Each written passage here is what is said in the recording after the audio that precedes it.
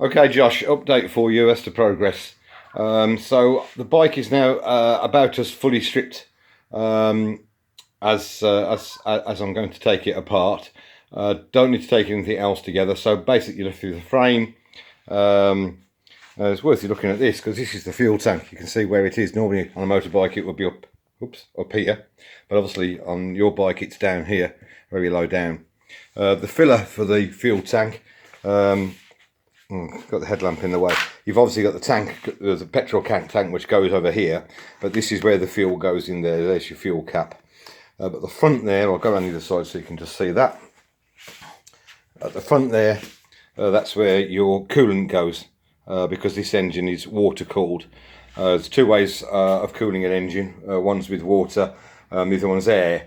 The way how you tell the difference is an air cooled engine has got fins, which means that as you go along, the air blows over the engine, goes over the cooling fins and takes the heat away. Whereas on this one, it's water cooled, just like most cars and most high performance bikes. You've got a radiator which fits in here, in this gap here, so it gets the flow of the air going forward.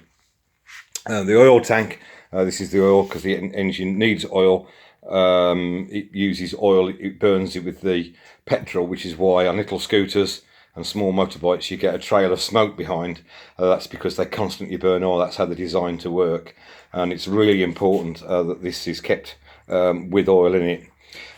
On the top here, this is a switch which when the oil level starts to get low, you get a warning light on the dashboard to tell you that you're low on oil, so that's when you need to top up, and it's really important that you do.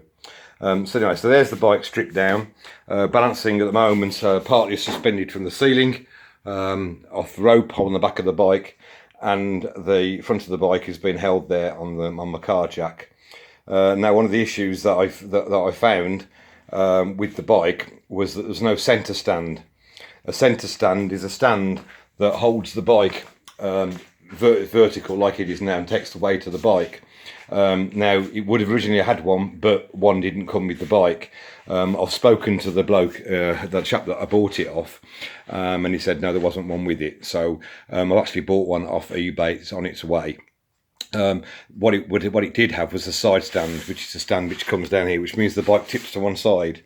And the reason why a centre stand is a really good idea is because without it, it's very difficult to work on the bike, because with it on the side stand, both the front and the rear wheels are touching the ground, which makes doing work on the bike very difficult indeed. So that's on order. There's the engine over there, pretty well the same sort of state as you saw it the other day. So over here, this is where these are some parts called the degreasing and caustic soda, ready for replating. So they'll all be nickel plated, and here are some of the parts that you can see on the floor, waiting to be cleaned. They'll go on the wire brush and be cleaned. So some of the work that I have done is here's the exhaust hanging up, completely stripped all the rust off it. Spent ages on that. There's the handlebars now painted a nice silver, along with the exhaust.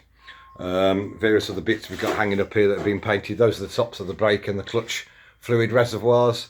This is the top yoke. This is what the handlebars mount to. So quite happy with the finish on that.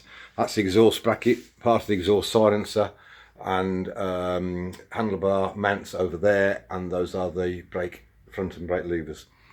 Here we've got the engine side cover prepared and painted, and here are the other bits. These are all waiting to be cleaned. This is all stuff that is ready to be reused, so quite a collection. Some nice bits over here that I've done as well. These are the let me see how they look, quite reasonable. Those are the pillion foot peg mounts. So all that stuff's cleaned up. On the floor are the fork yokes waiting to be serviced. They've got to be taken apart, and new seals will go in there.